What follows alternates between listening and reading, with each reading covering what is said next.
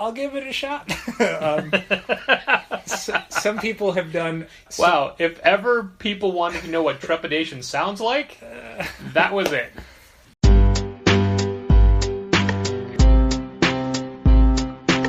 Come on and visit for any occasion. Don't keep patting down waiting. Comics and conversation. Keep the conversation moving along. Keep reading comics, keep your local store strong. If it's hard, then it's a job for the challengers.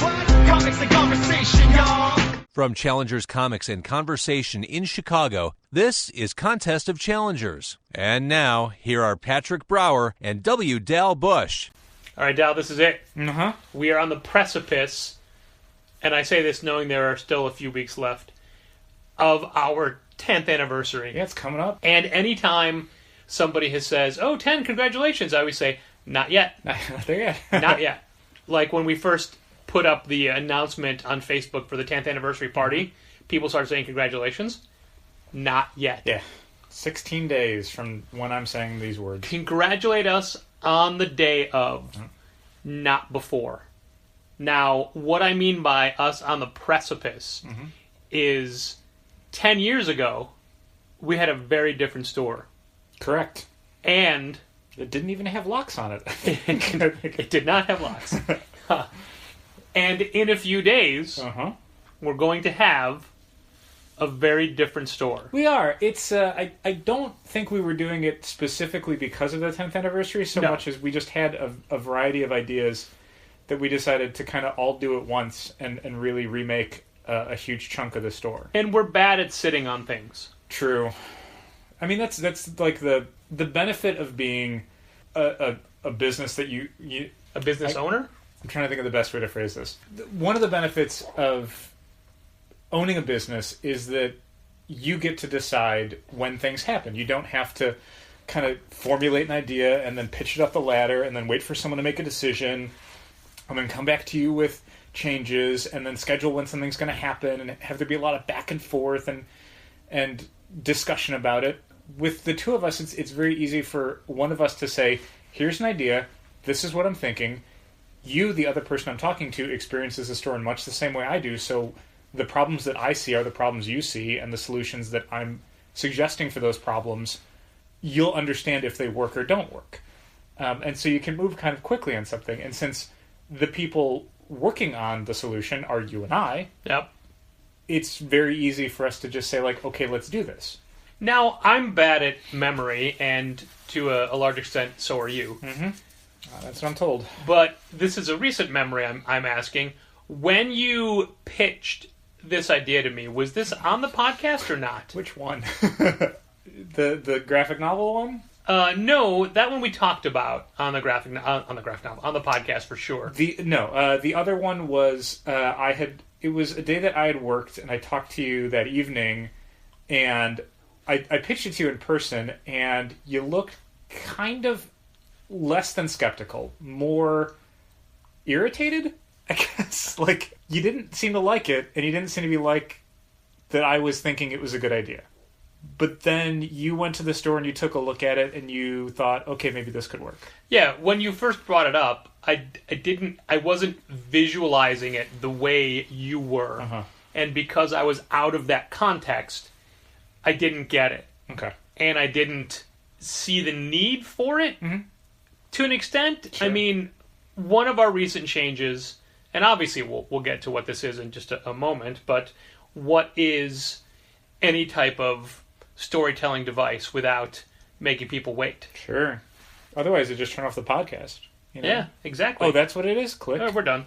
So I needed to look at it from your point of view, and what I was... That sentence, by the way, was a stalling sentence because I literally forgot what I was saying. But I needed a few seconds to be able to multitask. And remember that now that we've started doing a lot of the second covers for DC books, that is an extra space on the new release wall. And previously to that, we had just started adding in all of the sidekicks, all ages new releases, also on the new release wall. And we have currently 70 spaces available for new releases for the week for single issue comics. Yeah, in 2017, when we were first thinking about the idea of breaking out the new this week comic books into their own section instead of being scattered throughout shelves with signs on them, we counted up for a month how many new spaces we would need each week, and it never exceeded 70. Yeah. For 5 straight weeks, it never exceeded 70, and we're like, okay, this is comfortable. Like, obviously, new titles will come, old titles will go, some stuff we stop carrying for the shelves, some stuff we start carrying for the shelves. But 70 is going to give us plenty of space. That's not only enough space for everything we stock for the week as far as new comics go, but also multiple spaces for things that we get a lot of copies of or we really want to spotlight, like first issues. But by adding in variant covers and Sidekicks books, we were exceeding 70 basically every week.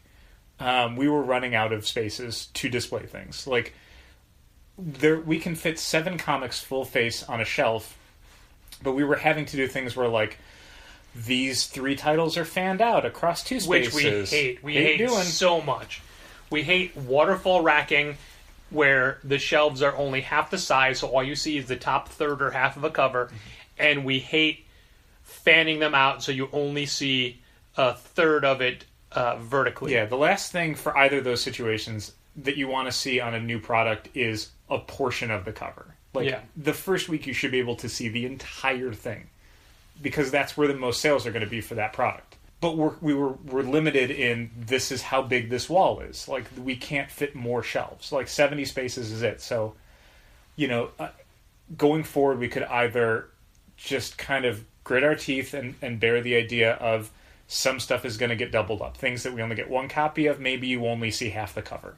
We're going to have to start doing an A and a B cover in one stack, which I don't like doing, because you want to see them next to each other to decide which of these 2 you're going to get. Not, here's an A cover and a B behind it, an A behind that, and a B behind that, because most people aren't going to think to look deeper in the stack to find another copy.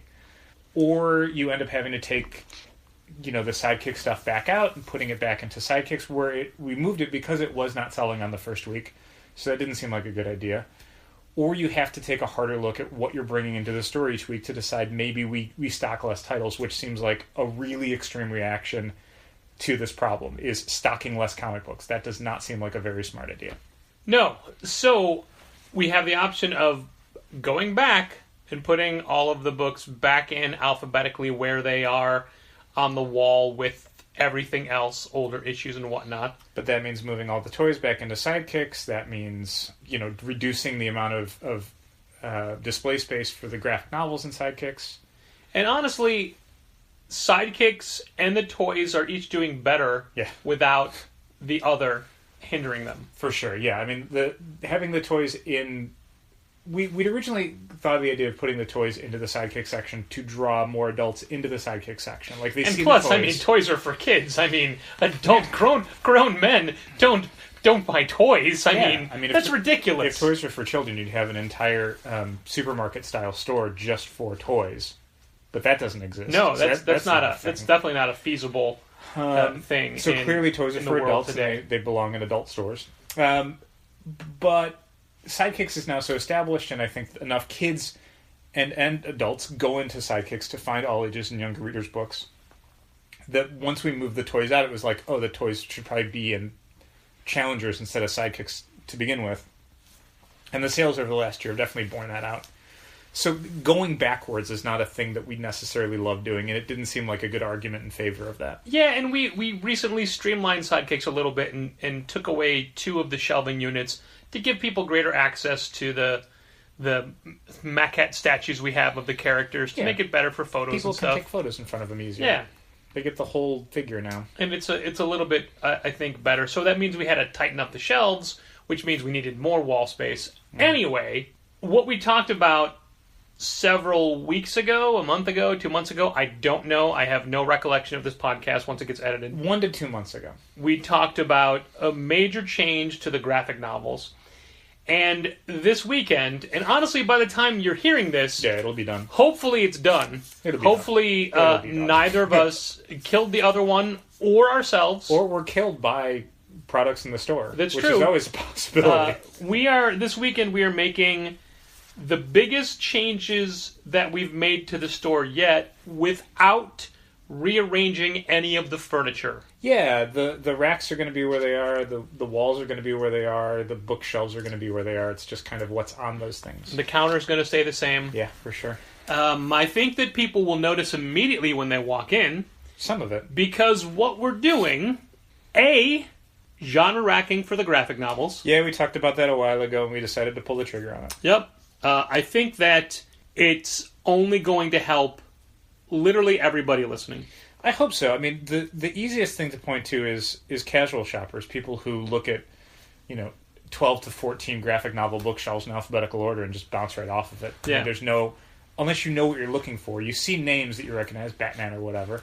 But when you see something like Saga as a spine and you don't know what Saga is, I don't know that you necessarily pull that book off the shelf. But if you have a science fiction section, something like Saga with 8 volumes, you're already predisposed to want something in that section. Maybe that calls to you a little bit more. And so much stuff that maybe doesn't sell in week 1 and doesn't get a lot of buzz behind it ends up being just, you've got 3,000 graphic novels, 5,000 graphic novels, and a one copy of something that you might not know isn't going to make an impression on you. But again, if you're in the horror section and you're looking through a shelf and you're like, oh, what is this? Literally, I think horror is going to be one of the biggest benefits to this because we have more and more people asking for horror books and being able to say, right here, go for it. In the same way that we had manga not broken out to an so section, it was just alphabetical, and we'd have teens and younger readers come in and go, where are the manga books? And we go, well, they're all over. What title you're looking for? And again, they don't want to go to the trouble of looking through 14 bookshelves to find a manga graphic novel. You put manga in its own section, people are like, okay, great, and they browse it and they buy from it. So hopefully it's replicating that across a wider spectrum of books, across everything that we stock, basically, is the hope. You all let us know if that's working for you or not, both via sales that we can track and your impressions that you'll give us either by coming in the store or shooting us an email afterwards or whatever. You'll be able to see the category breakdowns that will be clearly labeled on the shelves. And clearly to us. It's not so militant that it's all based by story. If it is a superhero comic, it'll be in a superhero section. All of the Batman books will be under B in the superhero section for Batman. Yeah. We're not going to separate, well, what are the sci-fi Batman stories versus the dramas versus the crime stories. They're all going to be under superhero. Guardians of the Galaxy, Silver Surfer, Green Lantern, they all go under superhero because they're part of a superhero universe and they're part of the superhero narrative. So while they are science fiction, they are a subset of superhero because they are science fiction superheroes. In the same way that something like Thor or Weird World, while it borrows from fantasy and from mythology, it's still in the superhero universe. Yeah. And please don't take this as an opportunity to try to stump us and say, well, Saga is really a drama, but you have it under sci-fi. There's jokes in Saga. It should go in humor. Yeah, things like that. We're picking what is the best category to make this easier. And it may take us a little while to remember. Well, probably not Dal, since he's the one that had to split everything up and literally change everything's designation in the system. And stuff may shift around. There's already things that as I was doing some of the final tagging and categorizing, there's things where I'm like, oh, Diamond said this would be in this category, but another thing that's similar to that from the same company is in a different category. One of these is going to have to move, probably. So there might be things in the first week where we're still tweaking, like, oh, this should definitely go in a different section. Like, things will move around. Yeah. We will find, best practices for all of these things. None of these books are nailed down.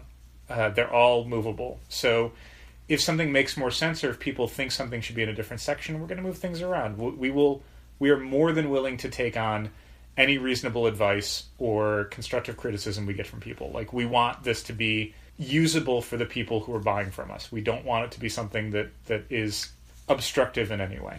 When you are doing this, are you going to be pruning the shelves as well and being like, hey, let's get rid of this book? Or no, I mean, maybe later. But it would definitely... I don't want to introduce more steps to the process. Sure. That'll just take more time. That's something... Anything I can do later, I want to do later. I just want this to be...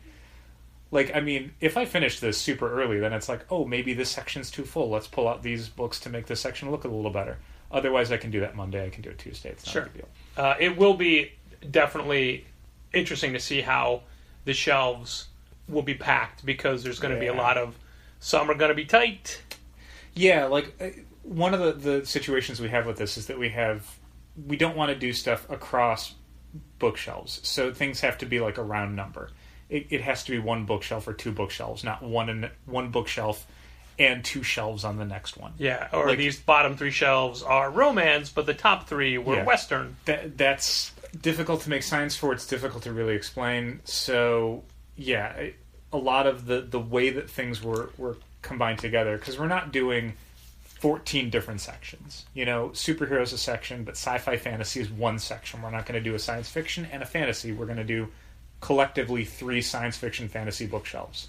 Some stuff that we just don't have enough of, or frankly publishers don't publish enough of, are all getting kind of lumped together into one category. Like there's one that's almost, it's not quite a catch-all, but there's a category that's drama, historical, romance, reality-based, literary. Like that's one bookshelf. Sure.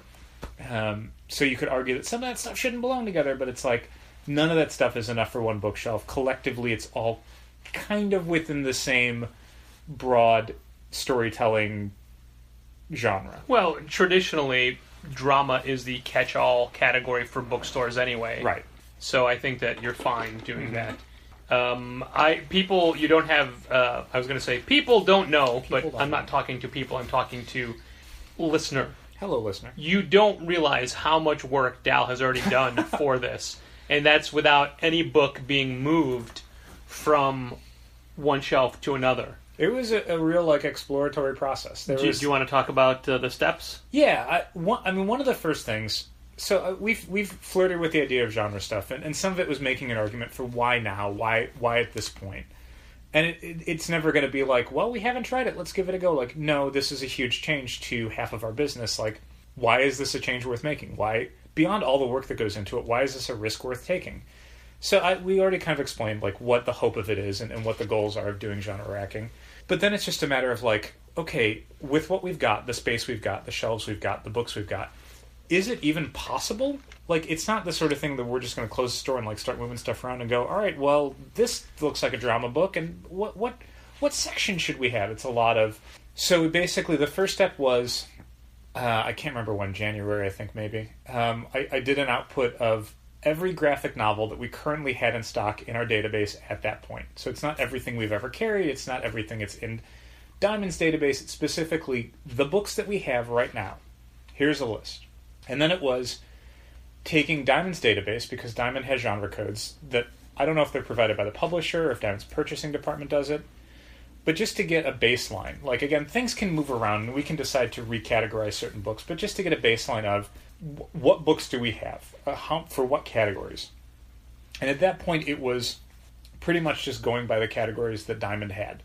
So it wasn't breaking it down into 6 discrete categories. It was giving everything a genre code and then saying, okay, how many literary graphic novels do we have? How many romance graphic novels do we have? How many fantasy graphic novels do we have? And then taking that and saying, okay, well, how many graphic novels average, because they're all different widths, how many fit on a shelf on average? And then using that to sort of say, how many sci-fi fantasy bookshelves would we need? How many superhero bookshelves would we need? And then figuring out, could we do that with what we've got? With the shelves we've got now, could everything fit in a reasonable way? Too few of one or too many of another is going to throw everything off. So if we have something where we just can't trim it or we can't expand it, or we don't want a bookshelf of 5 individual shelves that looks anemic and one that's like packed too full. Like these are bad choices. And even with all that, which is all the math for it, and once you realize it can fit, you have to figure out which order does it go in, which shelves will go where. Which, for the record, I still have not 100% decided. Like we figured out it's going to be, I think it's 8 superhero, 6 superhero, 8 superhero, something like that.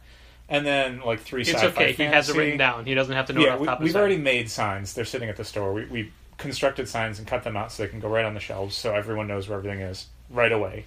But because of the way that the shelves work, we've got 7 on each side and then 2 in the middle, and then we're still going to we're moving manga outside to its own section. So it won't be in the middle bookshelves anymore, but we do have, an art books, instructional, oversized thing, and we've got a half-off rack. So are those going to stay in the middle? Are those going to move to the side? Are we going to do, this section wraps all the way around, or this section runs down one side and up another side? So some of that you and I will talk about, like, right before we get started. It doesn't matter before we start pulling books off the shelf, but it's nice to have an idea of, like, where is everything going to go? What are we happy with? We're going to have the 3 tables set up because this change is happening in the middle of Women's Comics Month. Yeah. Do you want us to start making boxes for you? That was what I was going to say. The one thing I really need is someone to start making long boxes. Okay. I don't need a ton of them, but like 20? Yeah, 15 or 20 is probably what I was thinking. I mean, we have them, just leave them in the back hallway or put them on the red tables or whatever works for I was going to put them on top of the bookshelves. That's fine.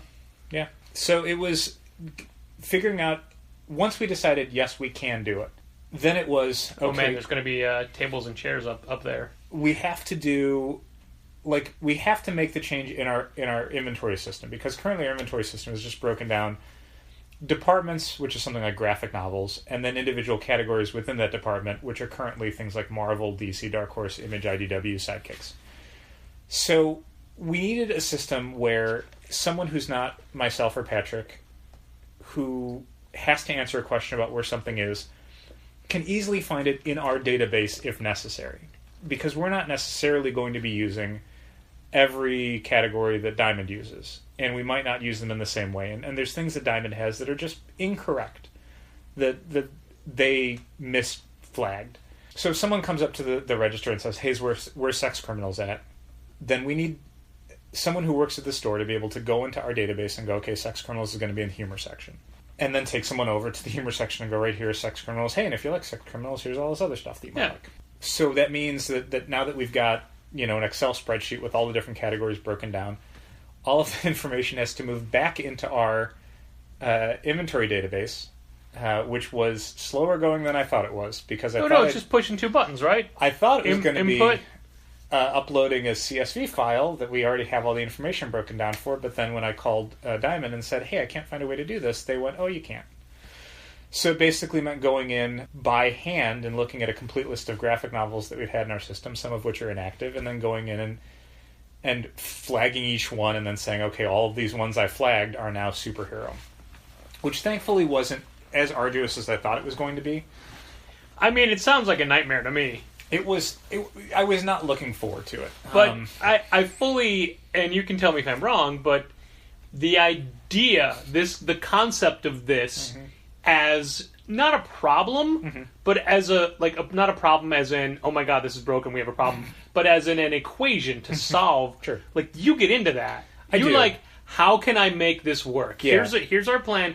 How can we do this? And without spending any money. Yeah, there was definitely a point after I talked to Diamond where part of me is like, ugh, I don't even want to do this anymore. But the other part's like, all right, there's like 5 different ways I can do this. What is the one that is the least amount of effort? What is the most expedient way of doing this? Because, I mean, when you say least amount of effort, you don't mean you're not willing to put it in. You mean the least time consuming, so we can get ready to do this. What is the way where I get this done this week and still do all the normal things I have to do? Because we had already scheduled the day this is going to happen before you talked to Diamond, right? When I still thought, I can just upload the CSV file, and then there's about 6 weeks worth of data that wouldn't line up, but that's not a ton of stuff, and I can just go in by hand and do that. That's what I'm doing right now. Yeah. That last part is what I'm still working on. And remoting into the computer after hours to wrap up and tighten. If you want to remote in during most of the day tomorrow, I can't imagine we'll be busy. No, I worked on it a little bit Wednesday night, and I'll work on it a little bit Thursday night, and that should finish it. I can't... At the rate I'm going at it, I'm almost done. So I doubt it's more than a couple more hours worth of work altogether. So between Thursday night, Friday morning, Friday night, like, it's 100% going to be done. But yeah, that's the kind of finishing touches of it right now. So it's been a long step-by-step process to get things to the point where we can actually physically move the books. Moving the books is like the second to last step after, like, with signs. Signs is the last step. Yeah. But moving the books is like we have to do all this to be able to move the books. I have to have a printout I can make that says, these are the horror graphic novels. Alphabetically, grab them, move them to different shelves. Because I can't just look at the shelves and go, oh, this was a horror book, this was a humor book. Right. I'll never remember, and stuff will be wrong. So I have to be able to do that. And then basically pull everything but superheroes out. While and then keeping it alphabetical. This is it. Yeah, so then once the superhero section's made, we're going to have like 6 to 8 extra bookshelves. These are the rest of them, and they just go up on the shelves and we're done. I don't remember the answer to this question. Are we still keeping the by author section or not? We are not. That stuff is all getting folded into its own genres. That seems like the right way to do it. Yeah, that was an early decision of like, doing that just makes it more complicated. To be able to have a drama section and then a by author drama section just seems weird. Especially since most of the stuff in the by author section would be in the drama section. Yeah. So it's one thing to say, hey, we're going to switch to genre racking, but now you get to see a little bit of how much actual work it is. And we literally have no idea how long this is going to take to move the shelves. Yeah. That's why we're doing it after hours, because that way we have anywhere between 1 and 7 hours to do it. Sure. Or rolling it into the next day if necessary. We've done that before and we've made changes to the store. It's been like, we're 90% done, but I'm completely wiped. I'll come in tomorrow and do the next 10%. I mean, it's going to be stress on your knees and on your back and just your... Neither of us are young men. Your mental faculties. And you also have the drag factor of me being there. Because I'll be there, but I will not be helping Dal. No, that is correct. Patrick has his own project. My project is part 2 of the major changeover, and I'll be honest, it's the much easier part. I don't know about that. We're going to find out. Yours is the one I think we've eyeballed more than we've measured. Right. I think mine is more fun than yours. Yeah, probably. We are shifting, and I know it's less than a year since we did this, we're shifting where the new release product is going to be in the store. Yeah. And we are putting it all together. So that means new release comics, new release graphic novels, new release toys will all be in one section. Yep, from now on. And they're going to be at the far end of the store. Yeah, basically where the action figures and stuff are now, opposite the back issues, that's going to be a very large New This Week wall. One of the things we've noticed since, like Patrick said, it's been about a year since we did the New This Week comic section, is not only the amount of space that we need for it now, which is insufficient to what we have currently, but we've also noticed the placement of it is sort of tricky. It's a little tight. It's a little tight. There's not a lot of avenues into it because it's on the short wall, which was how much space we had dedicated to it, and we thought, okay, this is great because we've got all the comics on one wall, and then we'll have the New This Week stuff just to its right. But because it's also at the end of the bookshelves, and there's a little kind of narrow alleyway between the end of the bookshelves and where the back issues are. Early in 2017, when we put a break in the graphic novels and had to shift everything a little further to the south, and then put all the pops at the end cap, we didn't have the new release section right there, so we didn't need as much room. But now... Yeah, the New This Week section, as it was, I guess, because of the way this podcast is going out, if you're just one person standing there looking at the New This Week section, it's pretty easy to navigate. You get 2 people standing in front of it, folks might get in each other's way. 3 or more, you're waiting for someone to finish. Yep. That's not great. So one day I was kind of looking that over, and I realized that we could kind of kill 2 birds with one stone by moving things and putting the comics and graphic novels together. Because not only do you get more avenues in, because there's kind of less obstructions to the wall where it is now opposite the back issues, by having kind of less around and being able to move around in front of it a lot easier and a lot more ways to kind of step back from it and approach it left and right. But if you add in the graphic novels, there's rarely a week where both our New This Week graphic novels and our New This Week comic sections are packed full. Usually one is full and one is light. And lately we've been having to really stretch the graphic novels out just to fill it for the opening of Wednesday. And when someone buys one, now there's a space. Yeah. So, which, I mean, great problem to have. Keep buying graphic novels. Right. So basically what we'd be having is an 8-foot section that's completely packed and a 4-foot section that's kind of light on product. So it makes more sense to have a 12-foot section that you can spread out as necessary, expand and contract each section to fill things as visually enticing as possible. Instead of having this kind of like, oh, here's 4 graphic novels on a 4-foot section because that's all that came out this week. And then, oh my god, these comics are stacked on top of each other.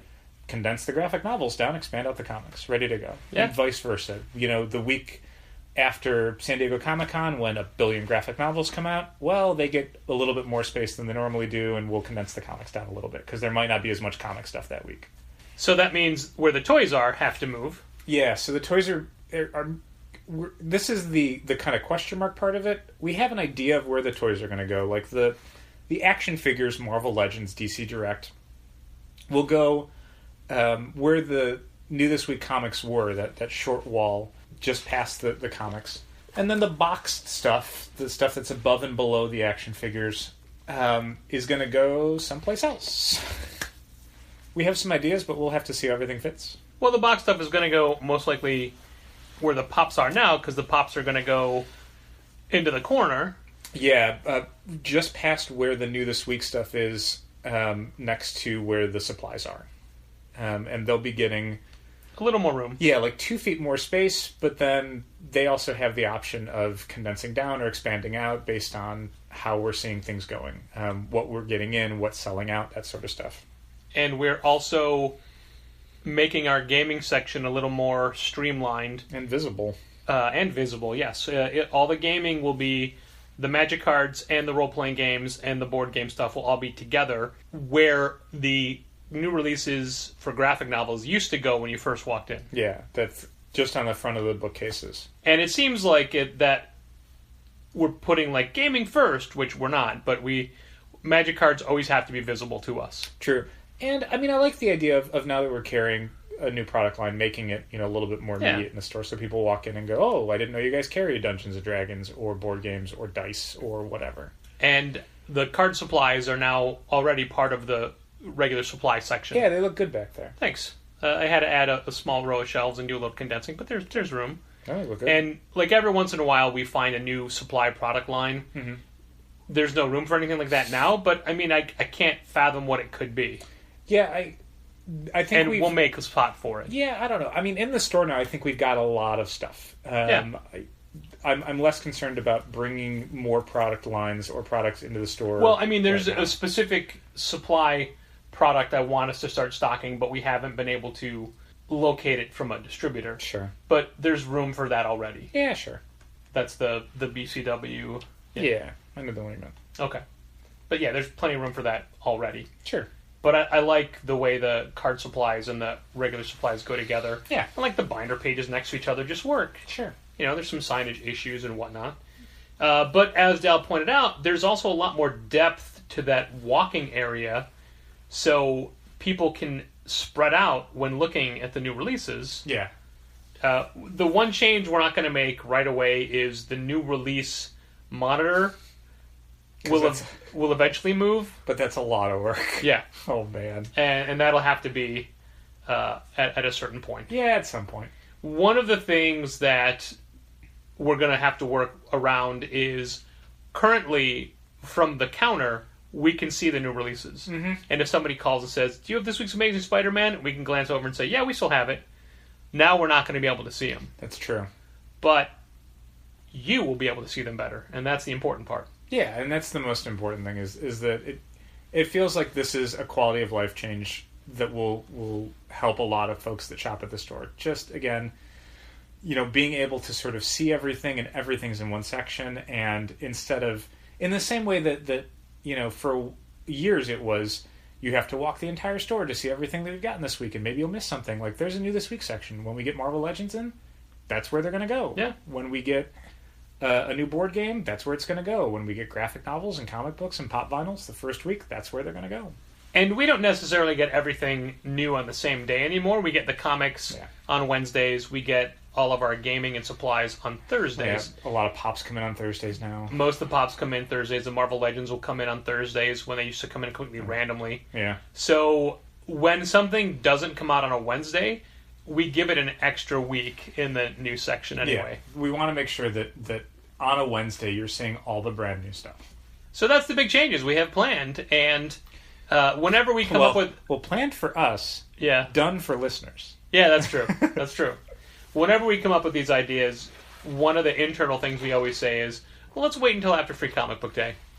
But this year we realized, let's get it done well before that, because that's when so many new people will be coming in. Let's give them the best version of the store we can. Yeah, we were definitely... I proposed it to you, because, I mean, I knew how much work was going to need to be done, so it was like at least 2 weeks before we were going to do it, I needed to know we're doing it on this day. So I kind of approached you with, like, when do you want to do this? Because that was a thing. We talked about, like, maybe after Free Comic Book Day. And then with the anniversary party coming up, we're like, should we wait until after the anniversary party? Should we do it maybe sometime in April, like after C2E2, before Free Comic Book Day, to get it done for that? And then it was, wait, should we have it done for the anniversary party? Like, should we maybe just make sure that we'll have it done then? Yeah. And then, based on the amount of stuff that we have going on, both for the store and individually over March 17th was like, this is a day that we could do it, and then still have, like, some time off before the anniversary party, so we're not just working multiple Saturdays in a row. And I hope everyone realizes the sacrifice that I personally am making to do it, because we're doing it on St. Patrick's Day. Yeah, and you know what a big fan I am of revelry and celebrations for that day. You were going to be the marshal of this year's parade, I think, right? And you had to say no, we're moving the store around? Mm-hmm. Yeah. Mm-hmm. Yeah, maybe next year. Well, I mean, you say no, they hold grudges. They do. It's Chicago. They're not asking me back. Mm-hmm. I mean, I'm waiting for them to, like, revoke our business license as a result. Yikes. They're petty. It's petty. Heavy burden. Which is why we took all of those factors into consideration when we voted early today. We did. It's true. I'm wearing my I voted. Did you? Bracelet. I'm also wearing mine that you put on me. Yes. I did not. I had to put mine on myself, which a little disappointed by. It's one of these... Yeah, they just hand you one. These Tyvek adhesive paper bracelets. And, usually they put them on you. You put your arm out, and because it's hard to do it one-handed. It's very difficult. But they chose not to do that. But yeah, primary voting, finished it, done. If you, Chicago resident, have not finished, or Christ, anywhere really, finished your primary voting, you probably still have time listening to this podcast. It's, sure. You have until the 20th. That's election day. Yeah, there's plenty of great resources online if you just want to... I think it's just myballot. Yeah. The whole thing, from walking into the room in the library to sitting down because you weren't finished yet, 8 minutes probably. Yeah. 8 minutes. Because I did my practice ballot, so I kind of knew who everybody was and who I was voting for, and process super simple. It was middle of the afternoon of a Thursday, so there was no lines. Yeah, there were plenty of open machines. machines. half full, I want to say. Yeah, and the people running it know what they're doing. They know how to expedite the process. Pretty straightforward. I used to be one of those. I used to be an election official. Yeah. Way back in the day, back in the 90s. And then when you realized the bribes weren't worth it, you just decided to... No, the bribes stopped. That's why I stopped doing it. I mean, what? I'm doing it for $19 that I get from the city, and what? Just civic responsibility? Pass. Yeah, it's not nearly good enough. But hopefully it's good enough for you, listener. And you've either already done your voting or you're planning on doing it in the next few days. I recommend it. I think it's worth doing. Yeah. Yeah, so we have made changes to our store, and the comic publishers continue to make changes to their product. There have been a couple, not as many, but a few announcements this week. Yeah, it's weird how often... I mean, I was going to say it's weird how often these announcements are coming out, but with summertime publishing being such a huge part of Marvel and DC's year-round publishing model, I guess it's not a surprise. Like, this stuff has to come out because we're going to be doing our orders for June very shortly. So all these books have to get announced beforehand because we're going to have to order Wait, I haven't them. done Maze yet. Soon. Maybe you can count this Saturday. Yeah, I'm not doing anything else Saturday. Maybe we can do that. Oh, yeah, goodness. which ones did you want to talk about? What announcements there were two from DC this week that you had to tell me about because I just somehow missed them. Yeah, one is a new Hawkman series by Robert Venditti, who is the longtime Green Lantern writer, and artist Brian Hitch, who I believe was the artist on the Hawkman Found.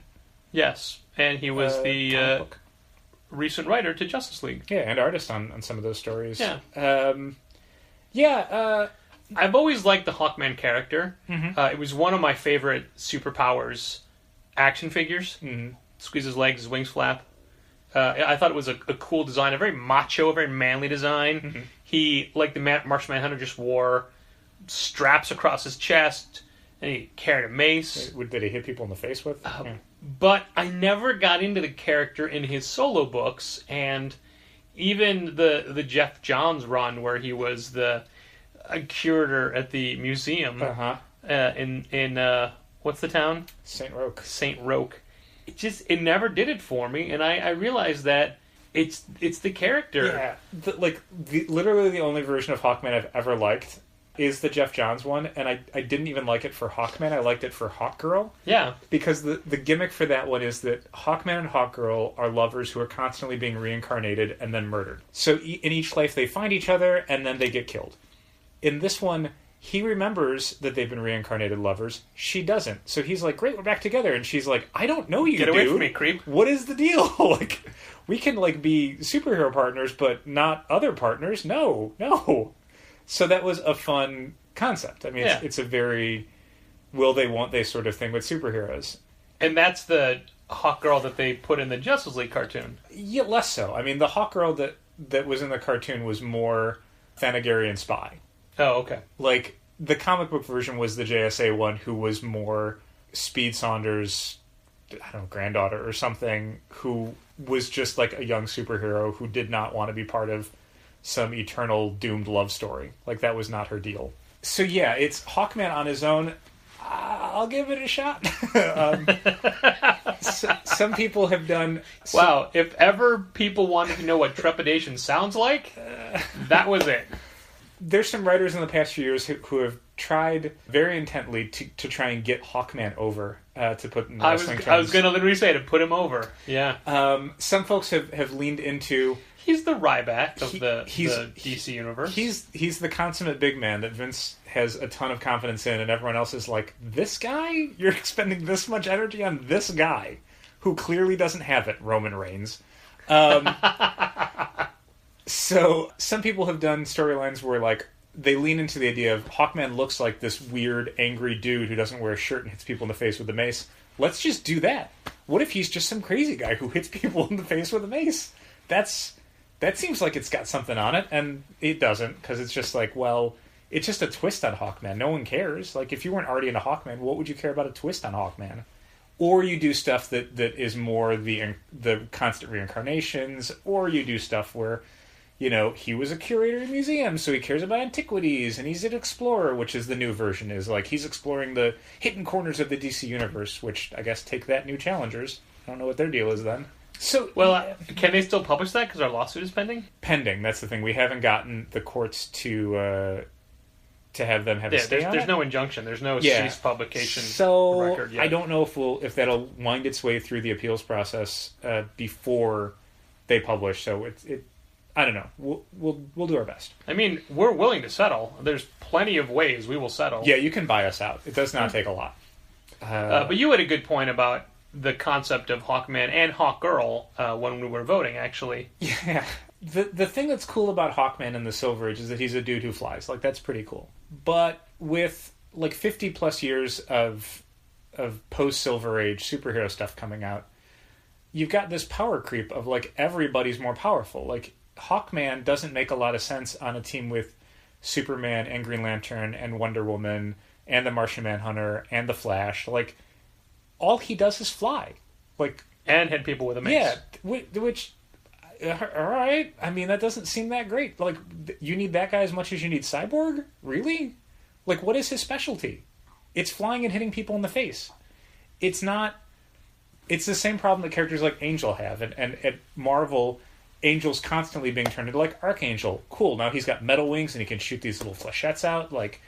He's dangerous. He's got a ranged weapon and he's a horseman of apocalypse and he's tortured. Or, Bendis did now he's got cosmic powers and he's got fire wings that, and he's got cosmic powers. The idea of just being the dude who flies, it doesn't mean anything. Yeah, even Legion of Superheroes, in which they all wear rings to be able to fly, flight rings. Yeah. Their winged character, Dawnstar, her characteristic was not that she had wings and could fly. She was a tracker. Yeah. She could track people anywhere through anything. So they were constantly using that. more than they were using She Can Fly She around. also had wings. So the idea of Hawkman as a solo character, like, his powers are not interesting. So all you really have is a lot of the other stuff that we've talked about. The reincarnation, the doomed romance, the, antiquity stuff. And those are all interesting to varying degrees, but together they somehow form a package that's less than its whole. Like, it just... Hawkman just is not that interesting. I mean, Robert Venditti, Brian Hitch, prove me wrong. I'm more than willing to take any character and say, oh no, the Vision's super interesting if you write him in this way. Yep. So yeah, I will give it its fair shake. I did not love the Hawkman Found one-shot, though. No. I thought it was real pointless. I thought it didn't add anything to the Dark Knight's Metal story. It felt like a huge waste of time and money. But someone else is writing it now, so I don't know. That said, I haven't enjoyed Robert Venditti's superhero work, so I don't know. Kind of back to square one on this. But speaking of Hawks and new titles... Yeah, Hawk Girl. The bigger announcement was the reveal of the rest of the creative team and the actual team for Scott Snyder's Justice League comic. Yeah, which came out in a weird roundabout way. It seems like the solicit for the first Scott Snyder Justice League collection made its way out. Huh. So I don't know if not even the No Justice collection a different? I think it includes No Justice and it'll include like his book. Okay. But we'd been told through the promotional process when No Justice was announced that it would be a month-long 4-issue event written by Scott Snyder, James Tynion, and Josh Williamson. And it would feature 4 brand new teams for this event that included members from the Justice League, the Suicide Squad, the Titans, and the Teen Titans. And then coming out of that would be new team books, including a brand new Justice League book written by Scott Snyder. No other details were given at the time. And the No Justice event, since it includes all these characters, like the books that are coming out each week, are teams like Batman and Deathstroke and Lobo and Lex Luthor and Beast Boy.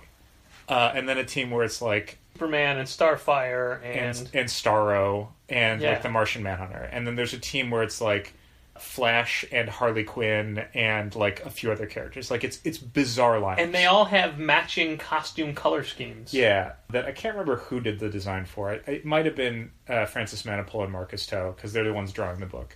They're doing all 4 issues of No Justice. So seeing those teams... I don't think I knew Marcus Toe was involved. Marcus Toe is, I guess, a studio mate of Francis Manapul, so he is assisting on that. That's a huge vote of confidence for him. Yeah. I think it's a huge vote of these 4 books have to come out weekly in May. So, like, who else do we have to put on this thing? But now the announcement has come out about what Scott Snyder's Justice League team is going to be and who's going to be drawing it, as well as, it turns out, who's doing the cover. Working backwards, Jim Chung is doing the cover. Longtime Marvel artist Jim Chung is going to be doing covers for this, which is interesting, because I guess it means he's a non-exclusive talent now. Most recently, he did the first 2 issues of Marvel 2-in-1? Yeah, I think maybe the first 2. He did 2 issues. I don't remember if they were sequential or not. And he's worked on plenty of other things, Spider-Verse and some other stuff, I think. Or was that was Olivier Coipel? He did some cover stuff for Secret Empire, I want to say, for Free Comic Book Day. Yeah. He's been like a special projects talent at Marvel for a while, where he'll do like the first and last issues of Infinity, but not the middle ones. I'm like big, that kind big of fan. Thing. Yeah, I think he's great. It'll be interesting to see if he's going to be doing any interior work at DC. I think he'd do great. But he's doing the cover.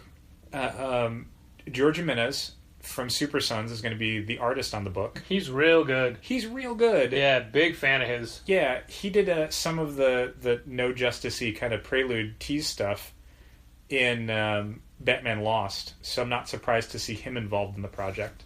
And then the lineup of Scott Snyder's team, surprisingly, pretty basic. The core 7, almost. Yeah, it's Superman, Batman, Wonder Woman, Flash, Aquaman, Green Lantern, Martian Manhunter, Cyborg, and Hawkgirl. Or I don't know if she'll be Hawkwoman in this, I don't know. Which I think, if anything, is maybe more of an ode to like the Justice League Unlimited, Justice League cartoon lineup. Because that was the, Martian Manhunter, Green Lantern, Jon Stewart, Hawkgirl, Wonder Woman, Batman, Superman, Flash. Like, all of those characters are very much like that lineup of the Justice League. So I think that could work pretty well. It's I wish it was a little weirder. It's worth maybe comparing it to Jason Aaron's Avengers lineup, in so much as Jason Aaron said, okay, yeah, Cap, Iron Man, Thor, we'll do Captain Marvel and Black Panther because they've got movies coming out and they're important characters now that we want to focus on more. But also added in, we'll have a Hulk. Yeah, She-Hulk, which was interesting. She's been an Avenger plenty of times, but hasn't been in a number of years. And then the Robbie Reyes Ghost Rider, Doctor Strange. These are characters that are not traditionally looked at as being Avengers characters. Yeah.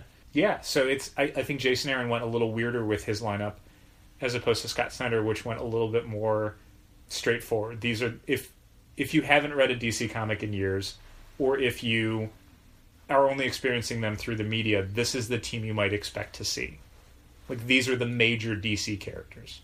Which, I mean, when Grant Morrison started doing just JLA back in the day, yeah, bringing it to the Core 7, he'd had some great stories to tell. Sure. I mean, and that was a guy that the previous lineup of the Justice League was like Fire, Ice, Metamorpho, Nuklon.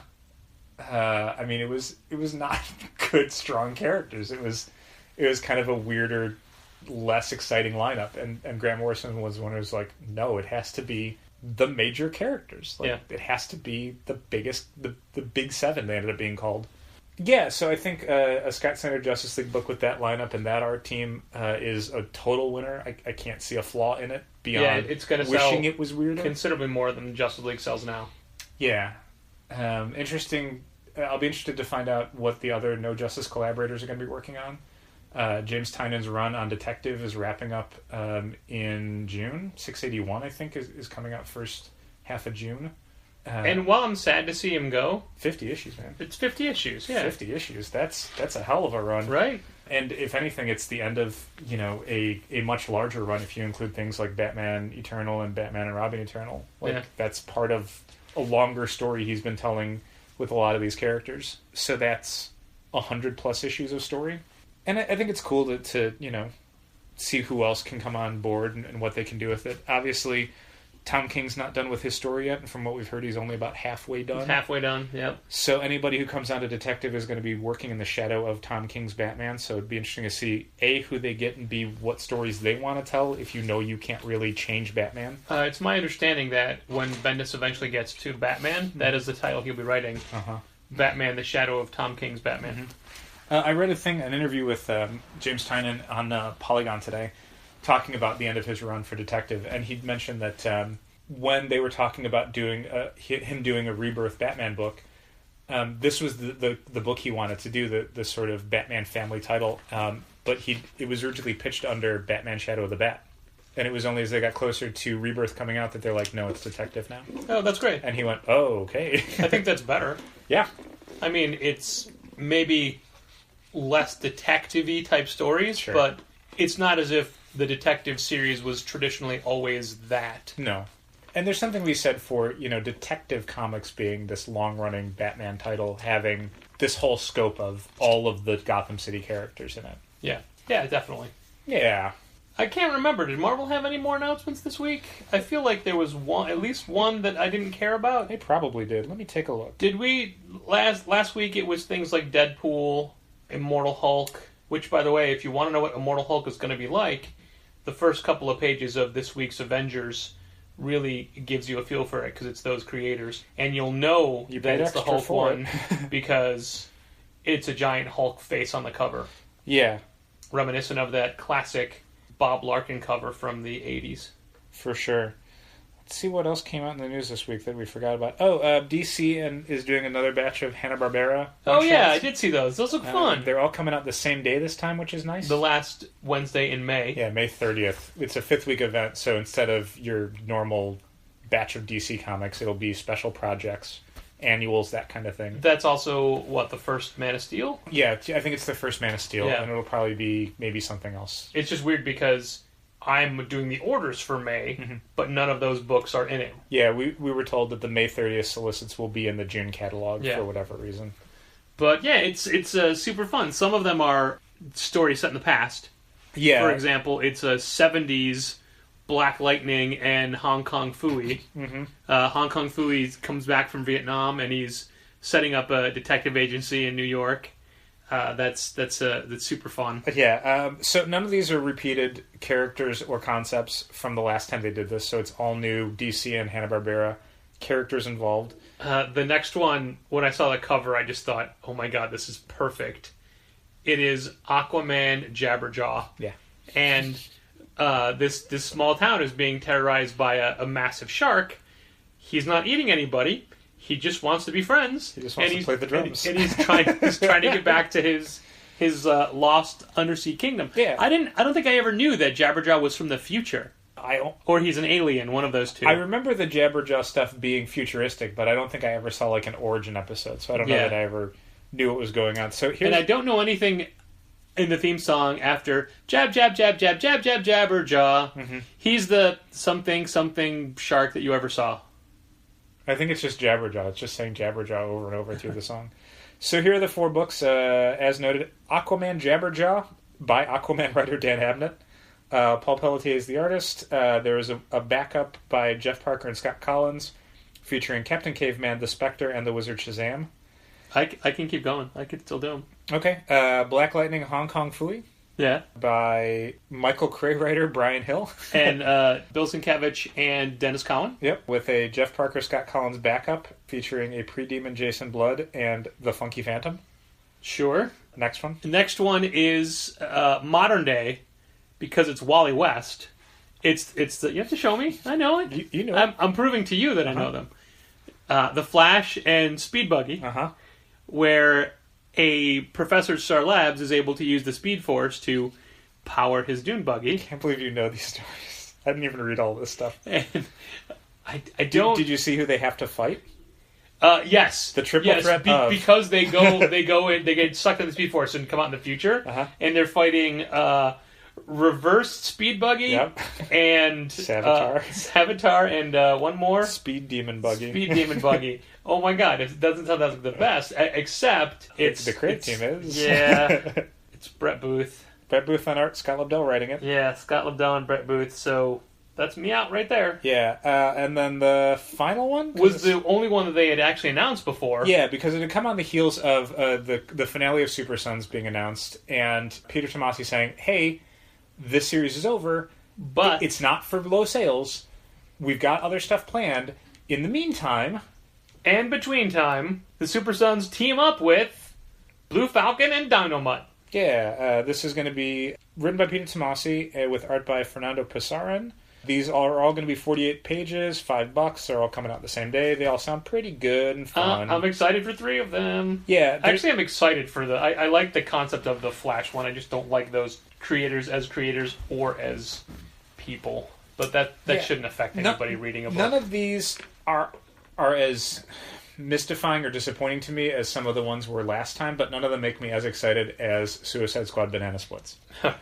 Like, the highs are lower, but the lows are higher. So it's good, interesting books that I don't have a problem with. Was there anything else here? Oh, yeah. This one. Oh, right. We had a long talk about this at the store yesterday. We did indeed. So, one of our favorite Marvel books currently is All New Wolverine. Mm-hmm. And it features the Laura Wolverine character. Laura Kinney. That's her full name, Laura Wolverine. Mm-hmm. Laura Kinney Wolverine. Gabby Wolverine, and of course Jonathan, an actual Wolverine. Yeah. And it's a fun book, and I love that they put her in the classic blue and yellow Wolverine costume. Yeah. They've changed that recently. Don't love the gray one a whole lot, but it had a good reason in the story for it. And then she's got a new one. They both have new costumes in X-Men Red. Yes. And Gabby has the superhero name of Honey Badger. Fine. That's all fun.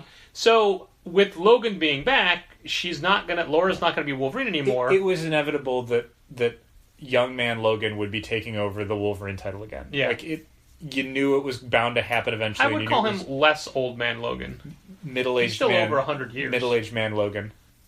That was going to happen in 2018. It's not going to happen immediately. We got the Hunt for Wolverine one-shot in April. We've got the Hunt for Wolverine 4-issue miniseries coming out starting in May. So, like, September, October, this is going to happen. So they're kind of clearing the decks ahead of it with... X-23, and I think it's July, actually. June.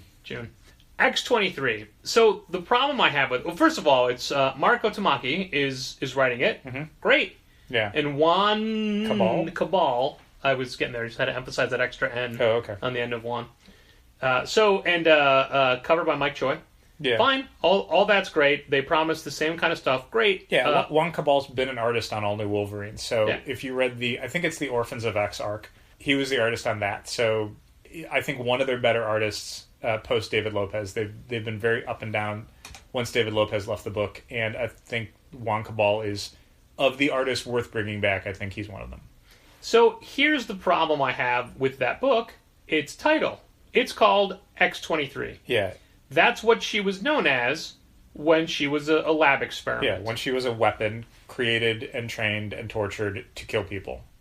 Specifically in the book they're dealing right now, and the Orphans of X arc was about this, is about her not atoning for the things she was done because she wasn't responsible for them. She was a weapon. She didn't have a choice. She was created by these people, and she wants to help the people harmed by the Weapon X program. Yeah. But it's not out of a sense of guilt. It's out of a sense of, not responsibility. Maybe that's the wrong word. But a lot of it is dealing with these feelings of these people who see her as everything that was done to them when really she's a victim just like they are. And together they can work together to correct some of these mistakes. With that being the legacy of the name X-23, I don't love the idea of her taking up the name again.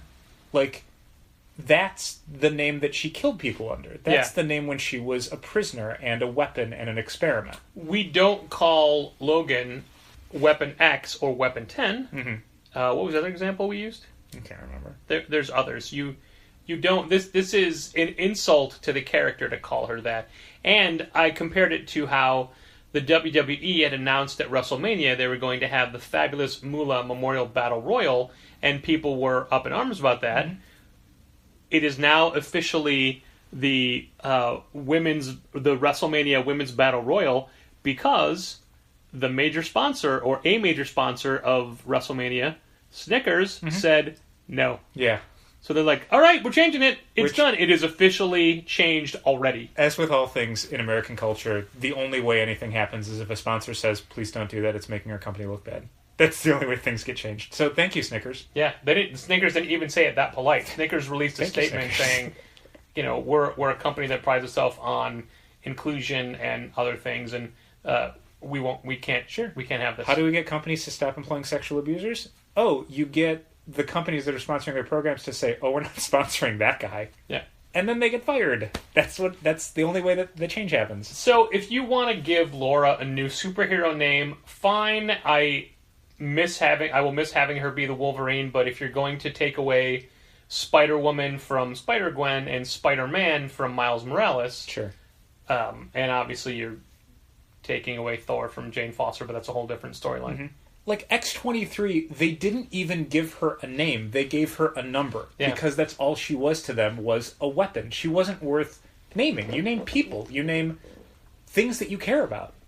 Stuff you don't care about, she's X-23. Who cares? There was an X-22 and a 21, and they're not around anymore. She's X-23. There was an X-24.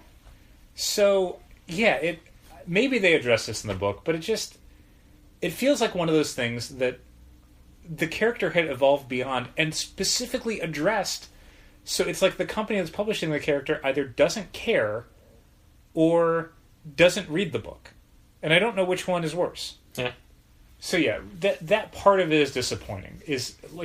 And it was one of the fears that the people had with things like Legacy and Rebirth is there are books that have made huge strides with certain characters, and if the whole business model is going to be roll them back to what people remember, you risk losing a ton of progress you've made. Not just specifically to the character, but in general storytelling terms, the audience you've brought in, the types of people who are engaging with your characters.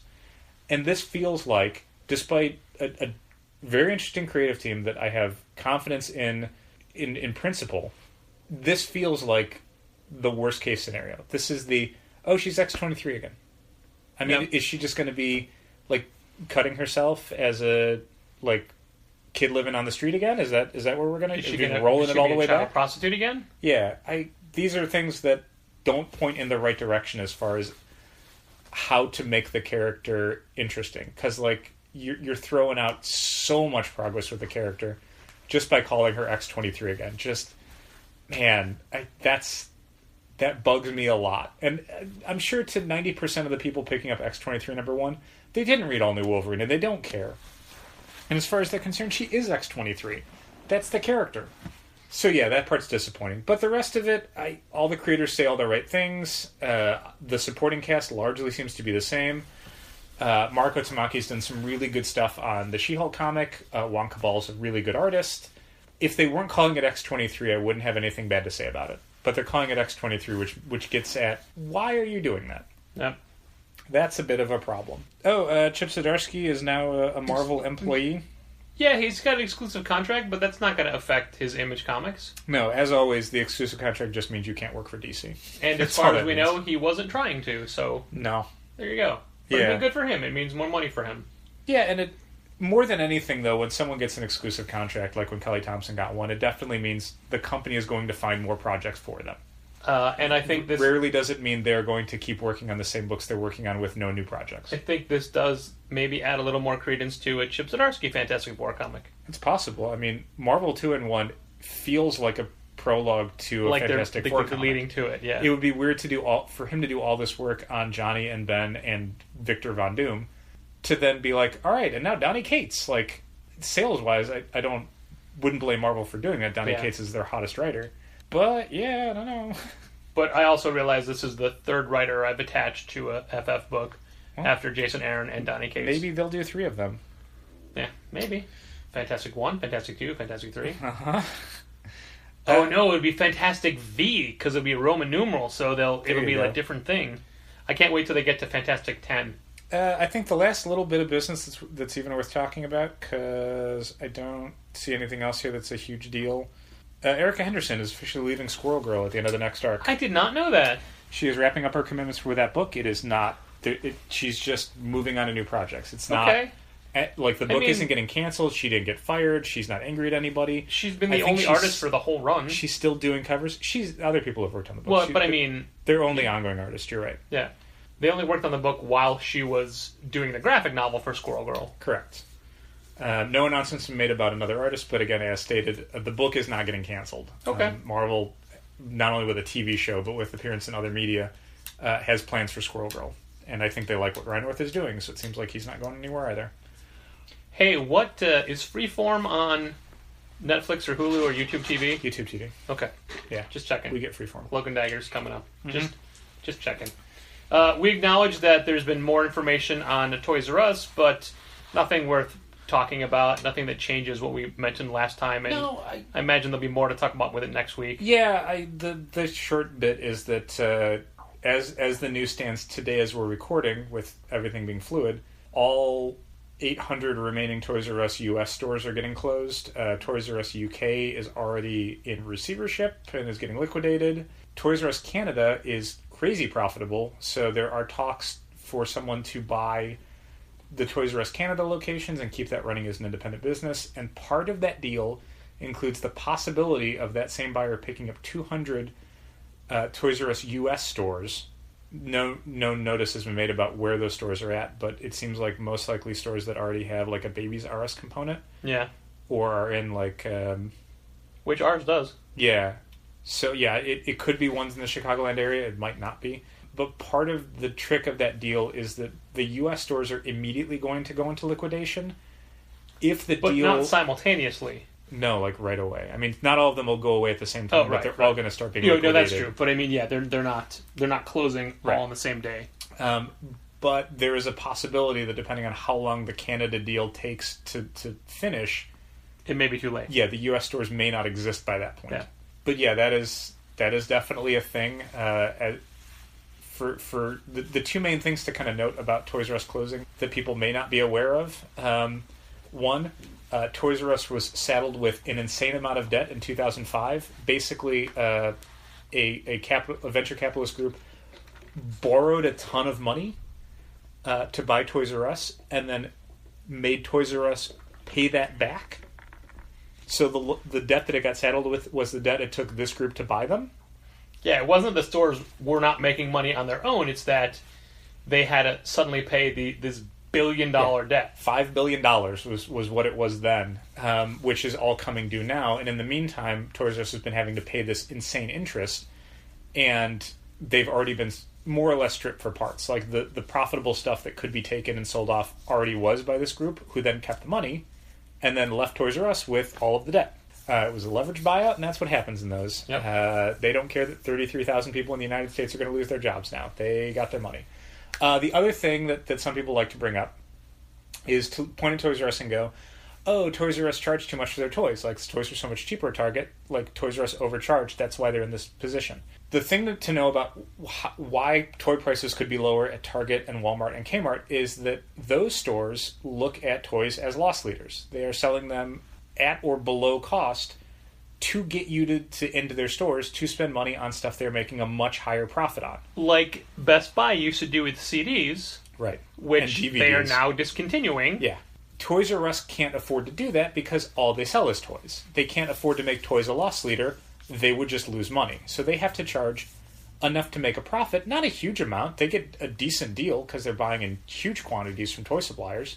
But they don't compete in the same way that, again, like a Target or a Walmart is competing for toy dollars.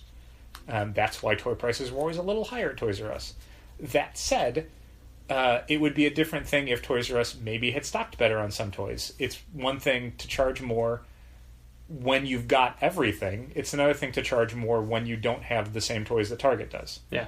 Like, that was one of the problems for Toys R Us in the last few years, is you'd go in there and go, they don't have anything.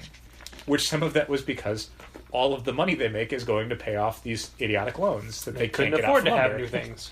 We've been in that position. We've been in the position of, hey, it would be nice to be able to restock on these things we sold out of. We literally cannot afford to do that right now. We have to wait a few weeks until we have more money to do that. So yeah, that's where Toys R Us is at right now. Still, I mean, I was 100% a Toys R Us kid. I had very strong feelings when pictures were going around the internet a few months ago of pictures of toy aisles from the 1980s, and just that pang of nostalgia of like, oh my god, they had everything. Yep. Look at this. It's just G.I. Joe boxes as far as the eye can see. You know, being one of those kids who fantasized about the, you know, winning the toy shopping spree from Nickelodeon or whatever, like, what would you get? Like, all that sort of stuff. Dal, you don't want to grow up. I can't, you're a Toys R Us can't kid. be a Toys R Us kid anymore. But man, I remember when KB Toys There's went out of a million business. toys at Toys R Us for kids to play with. Somebody did the Toys R Us jingle in a minor key. So it sounds super sad now. So you can like really kind of needle that a bit. Was it, there's bikes and trikes and video games, or was it bikes and kites? I don't remember. Video games. It's been a long time since I heard the Toys R Us theme song. Yeah, it definitely sucks. Obviously, you know, retail in general in 2018 is a dicey proposition. A problem that some of the bigger stores like Toys R Us have, and Toys R Us had a dire holiday season for 2017. They did, for the season in 2016, I think they did like $300-something million. For 2017, they did about $80 million. So, like they said, their 2017 holiday season was worse than their worst predictions. Wow. Which it would cost them $50 to $100 million a month to keep the stores going, and they don't have it. And I asked for as many toys as possible this year for Christmas. It's true. I know I got something from Toys R Us that you bought. I think so you did your part. Mm-hmm. I bought stuff for people. Two things. You got two things. Yeah, I'm pretty sure I bought stuff for people from Toys R Us. I like how this was hey, we're just going to mention Toys R Us and not talk about it. I know. 10 minutes later. I'm sorry. I didn't mean to. But I didn't realize you had so many feels. I do. It's, you know, again, I've seen toy stores like that close. KB Toys was a place I used to stop at when we would do Friday morning breakfasts out in Bolingbrook. Like there was was it KB Toys or Toy Works? Which Toy Works was KB Toys. KB, yeah. But back then they were called Toy Works. And so, you know, we'd do breakfast, and then on the way back to Naperville to do transfers, like, we'd stop at KB Toys and, you know, see what was there. And this was, like, right before... It was during the time that, like, Toy Biz was doing Marvel figures, and they had a bunch of the cartoon licenses for Marvel. So you'd find cool stuff there. They had all the exclusives of the, like, the 10-inch plastic, like... no articulation figures. Yeah, and the repaint ones where they just be like a Toy Biz figure, they didn't even remold, they just slap a different coat of paint on it. Yeah, now it's Scarlet Spider. Yeah. Now Moon Knight is Union Jack. Yeah, but, you know, Toy Works gone a long, long time. Toys R Us going away. Yeah, man. It's not the place I got toys anymore. It hadn't been that for a long time. Disagree. You got toys from there. No, but I mean, it wasn't the place I got toys. Well, yeah, the place you get toys now is Challengers. It's true. And so I'm not blaming them for that necessarily. There's a lot of factors into, I don't get all my toys at Toys R Us. Some of their making, some of my making, some of the market's making. Yeah, admittedly, but how many times would you go to Toys R Us in the span of a month? 4. Yeah, I was going to say 2 to 4. So Yeah. that was a regular trip. Oh, Whether for you sure. bought something or not, it wasn't for your lack of looking. Yeah. When we go out to the suburbs to have dinner with Jimmy, it's, hey, we'll meet at Toys R Us. Yeah. And we probably not going to be able to do that. I mean, we don't have to meet somewhere. We can just get dinner. I know, but I'm just saying it's part of the routine. It's part of... Well, it's part of the routine because you made it part of the routine did. because you wanted to check their robot toys. I do. Because it's a different Toys R Us for you. True. Sometimes I find stuff there. It wasn't a thing. And we all find stuff there. Literally, I was at a suburban Toys R Us a week and a half ago, and I texted you to see if you needed any robots. You didn't.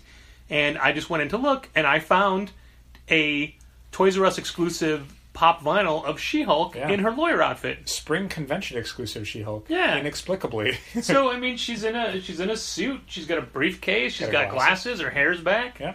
I bought that because it goes well with my Gwenpool, and that's a Toys R Us exclusive, and the X-23 labeled... Inappropriately labeled X-23. Yeah, and the Walgreens exclusive Kamala Khan, Ms. Marvel. Yeah.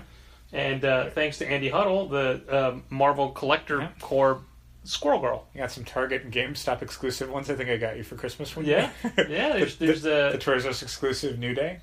Captain America from GameStop and Black Widow with Cap's shield from GameStop. And I mean, speaking of exclusives, like that's definitely going to be the most immediate impact of Toys R Us not being around. Is they were anywhere between 15 and 20% of the domestic toy market, and specifically, they were great at hooking up with Hasbro and Funko for exclusives, doing fun characters that maybe wouldn't find a way out otherwise unless a retailer was willing to pay exclusively for them. You know, without... I don't know that Target and Walgreens especially, Walgreens, when they do exclusives, it's got to be like under $20. They're not going to do a 3-pack of figures like a Vision, Cap, Hawkeye 3-pack like Toys R Us did. Yeah. They're just not going to do that. They're not selling a $50 action figure set. By the way, I've decided I think $40 is what I would pay for the X-Force box set. What was the X-Force box Not set? X-Force, I'm sorry, A-Force. The A-Force box set. Well, I mean... Who knows? It's definitely going to be more trips to Toys R Us in the near future, because I don't want to be a vulture about it, but there's things that, you know, if you're going to... In the same way I look at some Black Friday sales that websites do, there's things I'm looking for that I'd like to see at a good price, but sometimes you just see what's on sale and you go, oh, I'll take that. That's the thing I wouldn't have wanted at $50, but at $20, yeah, okay.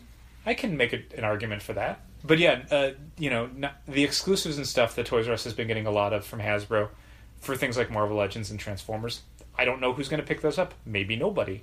And there is 100% going to be an impact, maybe not huge, but maybe huge, on manufacturers like Hasbro, because a lot of their outlet for just basic Marvel Legends was Toys R Us. Yeah.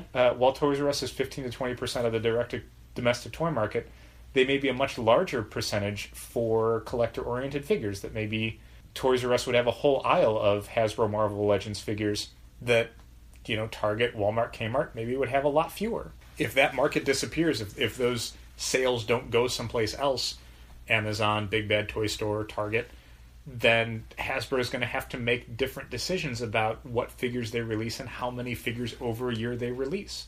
The days of, 6 or 7 waves of Marvel Legends figures a year, that may not happen in 2019 and 2020. Some of the decisions they've made hopefully take this into account, but, there may be a near future where they've already committed to production runs that they are in the midst of that then they can't sell to anyone, and that's going to hurt their bottom line.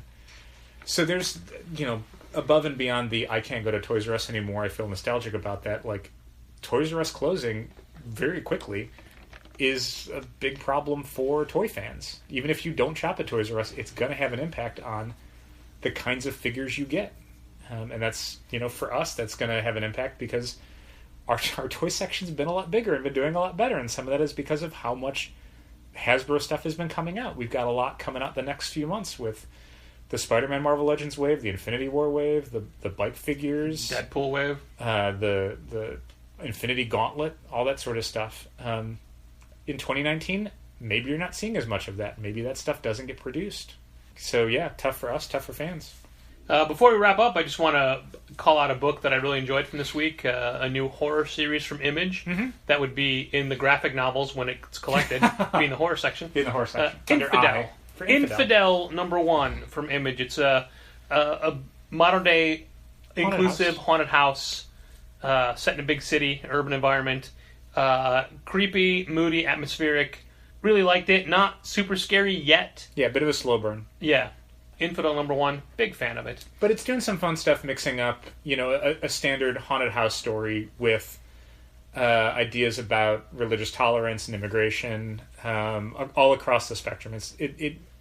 There's things it's getting at in there where I'm like, oh, it's obvious you'd do this. It's less obvious that you'd include this into the story. The characters are complex. They're interesting. Just like human beings. Yeah. What else was out this week? I feel like something... Oh, I'll mention a book. I don't know if this would go in the horror section, but it probably would. Vampironica #1 by Greg Smallwood and his sister Meg. Yeah, real fun. Gorgeous. I love Greg Smallwood's art a whole lot. I am not necessarily the main audience for a Veronica, but she's a vampire book. She's also a vampire slayer. Yeah. That's the catch. It's half Buffy the Vampire Slayer, half Vampirella. Or, I guess, Blade. It's just Blade. Yeah. What if Veronica was Blade is kind of the thrust of the book. But, I mean, if so you like good. his work on the Jeff Lemire Moon Knight run, it's gorgeous. It's a quick read, but it's ongoing, right? I think so. I mean, as with any of these books, I don't know how long a team like this is going to stay on the book. Yeah. Yeah, really enjoyed it. A lot of fun. Yeah, definitely worth checking out if you want a fun... Not quite horror book, but definitely a supernatural adventure book. But it's a horror book. I mean, it's bloody. People get hurt real bad. It'd be in the horror section, because Afterlife Archie would be, and Chilling Tales of Sabrina would be, and for sure. Jughead the Hunger, Reggie and Me. That was a joke. I was going to... Little Archies. Little Archie. They're so little. It's so weird. It's creepy. It is part of the Archie Madhouse line, which is their horror imprint. Yeah. So those are two good books. You could check those out. And anything else while you come into the store for any one of our many events, as Women's Comics Month is still continuing. Yep. We've got several dates left with several wonderful creators, and so far it's working out pretty well, I think, for it being weekends only. And we had Girl Scouts in with Girl Scout cookies last week, but that doesn't do you any good because they're not there. Well, they might be again. They're coming back, but we don't know when. We don't know when yet. Check our social medias. And we would have just had the Nerdalogs with their kayfabe-themed events with Marty and Sarah, amongst other people. We just had the second Women's Comics Night, which was a huge success and a large crowd. And then some, yeah. With a bunch of Women's Comics Month creators talking about their process and their inspirations, and Samantha Challenger is killing it with this event. For sure. The next one is coming up like April 9th? Yeah, April it's 9th. The Monday after C2E2, so it's going to have a little bit of a focus on folks talking about their convention experience. I mean, we don't know for sure yet. I talked to Samantha, and it seems like that's going to be a part of it. It might not be the whole night, but it's... so if you have gone to C2E2, swing by Women's Comics Night. They're going to be talking about what they picked up at the show and how their con experience was and all that sort of stuff. And our next book party is in March, for March, John Lewis's March. Yes. On Monday night, March 26th at 7 p.m. We're going to be hanging out, talking about that, talking about whatever. And that leads us into our 10th anniversary party. Yeah, March 31st. Yeah. The anniversary itself. And, Dal, Patrick. While this has been Contest of Challengers, a comics industry business podcast on the Yak Channel Podcast Network here in Chicago, and it's hosted by you and I. Hi. Dal. Hi. And Patrick. Hi. I've come up with what I think is a good new slogan for the store, and it's not going to replace what we normally close with, but the new slogan I'm using elsewhere is Comics for Everyone, Every Day. Okay, that's good. Thanks. I used it in the newsletter, but it was every week, but I've changed it. Okay. Everyone, every day. Okay, that's good. Thanks for listening. And keep reading comics. This has been Contest of Challengers. Thanks for listening. Keep reading comics. Challengers is located at 1845 Northwestern Avenue in the Bucktown neighborhood of Chicago. 773-278-0155. Keep up to date with new releases and events at challengerscomics.com. Like Challengers Comics on Facebook, follow @Challengers on Twitter, and help fund this podcast at patreon.com/challengers.